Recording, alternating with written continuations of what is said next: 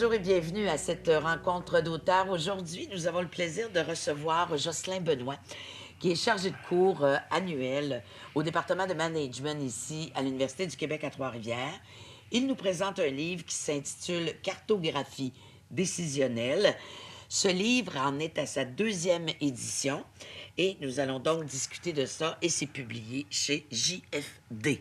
Bonjour Jocelyn. Bonjour. Alors, cartographie décisionnelle, on s'était rencontrés là-dessus il y a quelques années. 2 ans. Il y a 2 ans. Oui. Et là, c'est déjà une deuxième édition. Ça roule. Et ce livre-là, c'est vraiment la direction que ce livre-là prend, c'est une méthode de résolution de problèmes efficace. Oui. Bon. Alors, qu'est-ce qu'on reprend du premier, puis qu'on a ajouté dans le deuxième? Bien, on reste dans les mêmes zones. J'ai juste peaufiné, raffiné, parce que avec le premier livre, j'ai travaillé beaucoup ici dans les groupes d'activités de synthèse. Le dernier cours de tous les finissants au bac en gestion de l'UQTR.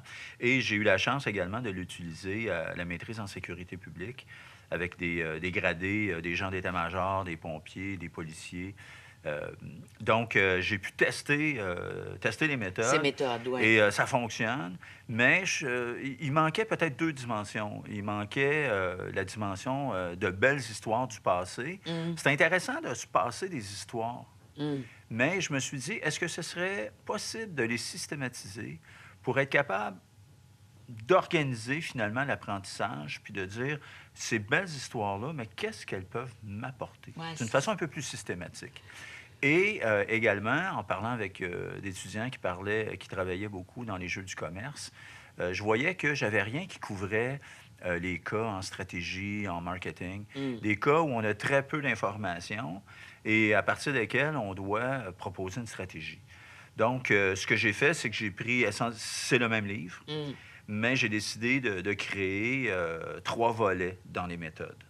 Donc, un volet qui est, le premier volet, c'est le passé documenté. Oui. Donc, les belles histoires qu'on se transmet. Donc, j'ai fait un 3 par 3 pour systématiser l'apprentissage. Le deuxième volet, c'est le présent incertain, c'est-à-dire que dans beaucoup de cas qu'on fait en classe ou dans la réalité de tous les jours, on a des situations qui sont relativement bien documentées, mais en fonction de nos perceptions, en fonction de notre On y vision de la revient réalité. toujours aux perceptions, Toujours. parce qu'au centre de ça, Je il y a l'humain. nage, je Je nage nage dans dans la l'humain. perception. Et en fonction de qui nous sommes, de notre bagage, bon, bref, de notre vision du monde, on peut interpréter ces situations-là de différentes façons. Donc, j'ai 3 méthodes Ouais. pour le présent incertain, qui est les cas problématiques, gestion de changement, gestion de projet essentiellement, et le troisième, c'est les cas exemplaires. Ouais. Donc ça, c'est le présent incertain. Le troisième volet s'adresse aux gestionnaires qui ont peu d'informations, et également aux étudiants qui vont au jeu du commerce, où on leur donne très peu d'informations en disant « bâtissez-nous une stratégie ».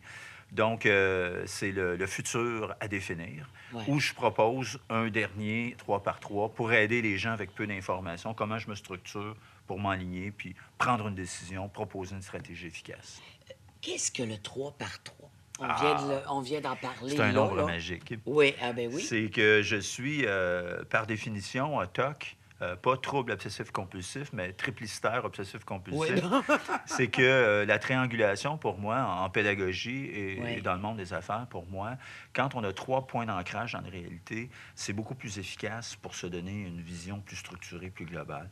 Et ayant étudié pendant longtemps, puis m'étant promené dans les milieux académiques, mais surtout dans les cours où on proposait des méthodes de cas, il y avait beaucoup de méthodes de cas, mais 2 éléments, soit qu'elles étaient très compliquées, très complexes, et presque impossibles à appliquer dans la réalité.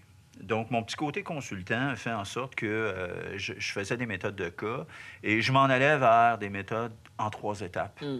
Et en 2011, quand il y a eu une refonte du cours de management à HEC Montréal, comme je faisais beaucoup de méthodes de cas, on me disait, est-ce que tu pourrais nous pondre un document? Et je me suis dit, pour maximiser la compréhension, pour simplifier l'approche, mais surtout pour produire quelque chose qui va être utile aux étudiants après, dans le monde des affaires, j'ai décidé de faire un modèle qui était en 3 étapes, de 3 sous-étapes. Alors, les Donc, 3 étapes principales. identification, la première étape qui est commune à toutes les Tout. méthodes, la première étape, c'est l'identification. Quels sont les faits? Mm. Et ça, c'est la première démarche, la démarche la plus importante que souvent les gens ne font pas. Quels sont les faits? Les faits. Pas l'interprétation. Non. Ce qui se passe. Exact, parce que Bon. les gens interprètent avant même d'avoir regardé ce qui se passe. Ouais. Et là, on utilise les mêmes méthodes qui ont toujours fonctionné dans le passé, nos mêmes recettes, sans réfléchir à Ouais. savoir est-ce que c'est appliqué. Donc, la première étape, c'est l'identification. L'identification. Quels sont mes faits? La deuxième étape, c'est la définition, le diagnostic. Et la troisième étape, c'est comment je règle cette situation.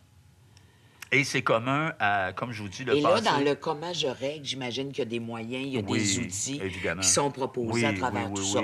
Qui sont encore une fois tous liés à un travail d'interprétation. Oui, c'est et ça, de hein, c'est biais. ça. Hein. Mais surtout, par exemple, pour un cas problématique, le 3 par 3, la troisième étape, solution, c'est de dire 3.1, c'est quelles sont mes options. Si, par exemple, cas archi simple, j'ai le feu dans la bâtisse, je peux me dire, oui, mon problème central, c'est le feu. Je dois l'éteindre, ça, c'est sûr. Mais je dois aller plus loin et me dire, pourquoi j'ai eu un feu? Ce que très peu de gestionnaires font. On travaille sur les conséquences, on travaille sur les problèmes, Mais les souvent, causes... on revient toujours sur ces mêmes problèmes, à régler les mêmes problèmes 2, 3, 4 fois. Pourquoi? Parce qu'on ne va pas à la cause. Oui, c'est ça. Donc, en ayant fait ce travail-là de diagnostic, quand on arrive aux options, c'est de dire, OK, je dois régler mon feu, mais qu'est-ce qui cause? Donc, si c'est un problème dans mon réseau électrique, bien, les options que je peux avoir, c'est de dire, est-ce que je vais faire appel à un entrepreneur externe ou je vais le régler par mes gens à l'interne? Et pour moi, ce qui est important, ce n'est pas que ce soit fait à l'externe ou à l'interne. Proposez-moi quelque chose. Que Moi, le ce qui est problème se important, règle. Ouais. c'est la réflexion. La réflexion auto, avant les solutions et avant de passer à l'action. Exact. Parce que Donc, les amener à réfléchir. 3.1, c'est de dire, Oui. c'est quoi vos options? 3.2, c'est de dire, je veux un choix justifié. Voilà. Pourquoi vous décidez d'aller à l'externe ou à l'interne? Et 3.3, c'est la mise en œuvre, court, moyen et long terme. Voilà. Votre plan d'action. Alors, ça, on retrouve ça dans cette deuxième Oui, édition-là. absolument. Alors, plusieurs cas, ça s'adresse à des gestionnaires, Ah à des oui, étudiants oui. de niveau collégial Et universitaire. je peux te dire que dans mon groupe actuellement à Québec là, Oui. de gradés, j'ai des gens qui me disent, Jocelyn, cette semaine, j'ai utilisé ta méthode avec mes commandants de joint, puis j'en revenais pas de l'efficacité. J'ai beaucoup d'étudiants qui me contactent pour dire, ça Bravo. marche. Bravo. On te souhaite que ça marche tout le temps. Et bonne continuation, Merci Jocelyn. beaucoup. Merci infiniment. Au plaisir.